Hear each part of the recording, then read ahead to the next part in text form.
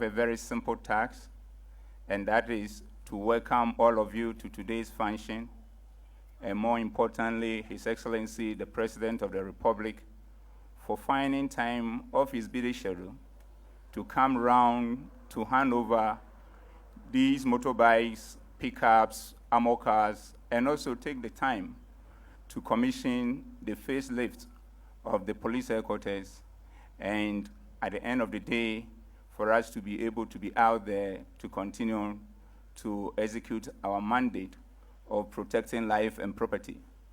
Mr. President, we want to assure you that any time that you come here in more traditional terms to be a Father Christmas to us. And today we are experiencing same. But one thing do come to mind, and that is in Luke chapter 12, verse 48. And I paraphrase, to whom much is given, much is expected.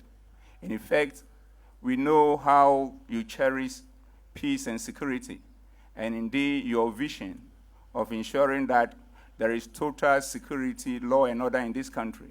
And for this reason, you continue to resource us as the prime internal security agency to ensure that we get to that destination. Mr. President, as we welcome you and wait for these resources to be handed over to us, we want to assure you that we'll do everything to ensure that we'll deliver on that vision and mandate of yours. Today, it is a privilege for me to be here to observe and watch another milestone in the transformation agenda of His Excellency the President for the Police. To put this development in context, in 2016, before His Excellency won the election, he did observe that there was a fear syndrome in Ghana, and he set the goal of making each and every person in Ghana feel safe. Part of the elements of that vision was that it's going to ensure that the Ghana Police Service was an independent professional body, and that he was going to work hard to provide equipment to make sure that the police delivered on their mandate, along with other security agencies, to achieve his goal of making each and every person feel safe in Ghana. Accordingly, in 2018 State of the Nation address, he did allocate 800 million cedis to start this transformation.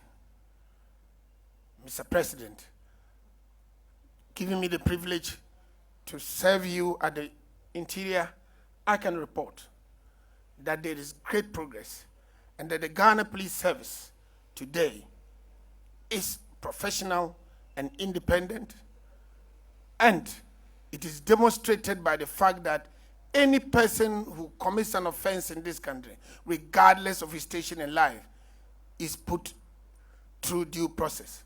Mr. President, I will tell you that even police officers have been sent to court because they breached traffic regulations. It is always good to be back at the headquarters of the officers, men and women, who have decided to put their lives on the line to serving our nation and its people with integrity. Just as I did on 15th August last year, with the handing over of 1,500 motorbikes, I'm here today to deliver 100 pickup vehicles, 600 motorbikes, and 6 armored personnel carrier vehicles to the police service, in addition to commissioning the National Police Headquarters facelift project. All of these, ladies and gentlemen, are evidence, if any were needed, of government's commitment to the continuous retooling of the police, a responsibility my government takes very seriously. It is born out of the fact that the police plays a critical role in the development of our country.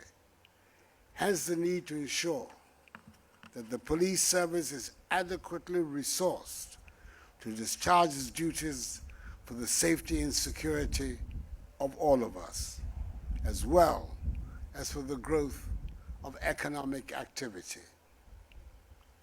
It is for this reason that I urge the leadership of the police service to continue to do their part towards deepening the sense of security, law, and order in the country.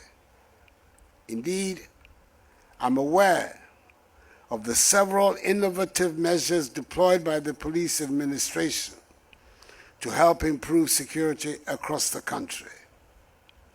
The specialized anti-robbery task forces spread across what used to be crime hotspots have been very successful in reducing significantly violent crimes. We're all witnesses to the increase in police visibility, which has contributed to improved police response time. Instilling discipline on our roads is one other area the police has made a lot of gains. Through the police action against rider indiscipline, Operation Pali, and the Police Invisible Eye type program, we now see that most motorbike riders stop at traffic lights for their own safety and the safety of other road users. Indeed, the incidents of abuse of sirens have greatly reduced, especially within Accra. The good news is that through these road safety targeted interventions, for the first time in a long time, our nation has recorded a 20% decrease in the number of persons killed through road accidents and crashes.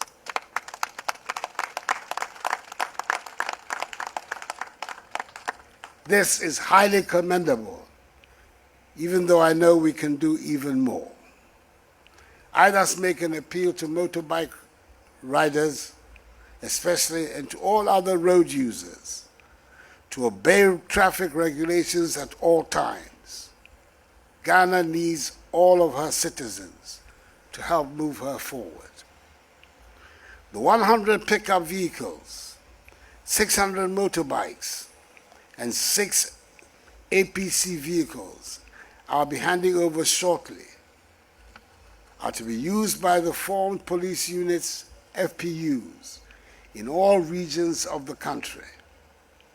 Until recently, the FPU was only stationed in Accra. However, through support from government, the unit was extended to KUMASI in the Ashanti region and is now being formed in all other regions. All regions across the country are soon going to benefit from the services of this specialized unit. These regional FPUs will be spread across 140 bases in various communities in all the regions. Without any doubt, their presence will enhance greatly security, law, and order in the country. I want to urge the officers, men and women, who are going to serve in the FPUs across the regions to undertake their duties with utmost professionalism. Show love and civility to the communities you will be in, but at the same time, do your work without fear or favor. Always remember that you are accountable to the good people of Ghana.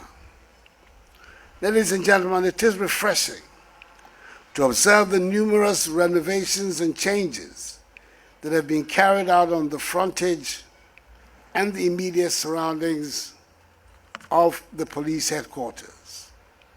The reconstruction of the walls around the headquarters, the remodeling of the gates, and the renovation of the CID building. The landscaping around the entire building and on your premises will not go unnoticed. I dare say, if we were to rank all public buildings now, the police headquarters will most likely emerge as one of the best in terms of the appearance of the surroundings. I must say, when an environment looks this beautiful and put together, it creates a sense of orderliness and discipline in the minds of its patrons. I commend the leadership of the service for embarking on this renovation and facelift project. As I conclude, I want to express the appreciation of the nation to the Inspector General of Police, members of the Police Management Board, and all police officers for the invaluable services they provide the country, even at the peril of their lives.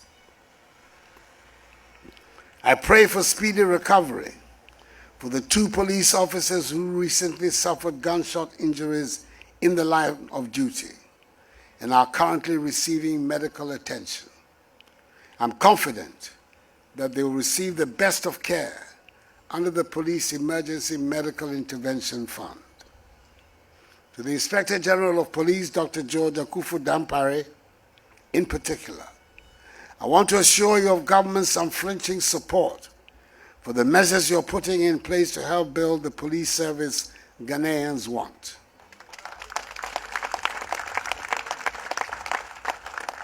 We can all testify that under your leadership, our police service is undergoing a great improvement and a change of image before our very eyes.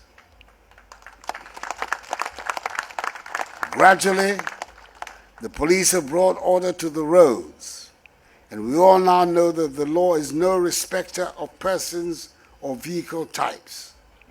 We want this to continue, and you should always remember that you have the support of the President of the Republic in the conduct of your important duties.